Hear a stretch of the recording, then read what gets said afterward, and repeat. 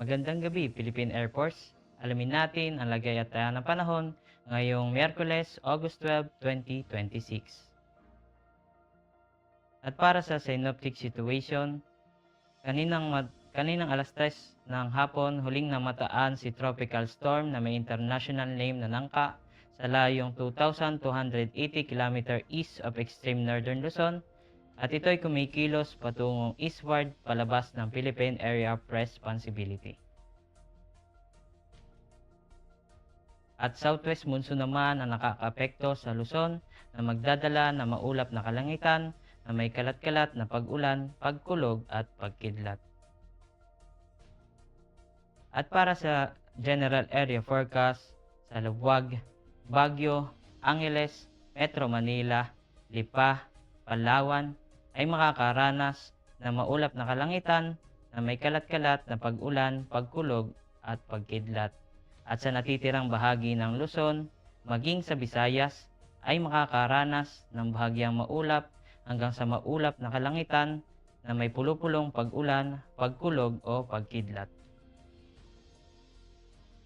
At samantalang sa Mindanao ay makakaranas ng bahagyang maulap hanggang sa maulap na kalangitan na may pulupulong pag-ulan, pagkulog o pagkidlat.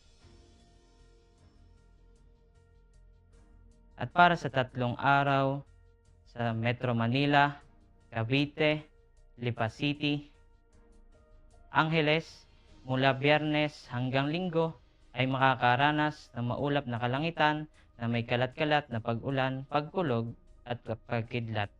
Samantalang sa Puerto Princesa, Kalayaan Islands,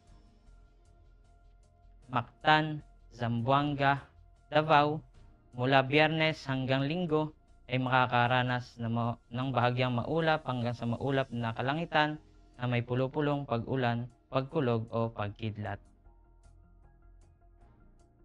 Ang haring araw ay lulubog mamayang 6:21 p.m. at sisikat bukas ng 5:42 a.m. At para naman sa ating moon illumination, meron tayong 0%. At para manatiling updated sa lagay at taya ng panahon, ugaliing i-follow ang Air Force Weather Center social media accounts. Sa ngalan ng aming commanding officer na si Colonel Hermelino T. Calubiran, PAF GSC, ako si A2C Ken Alfred C. Banaag, your weather broadcaster.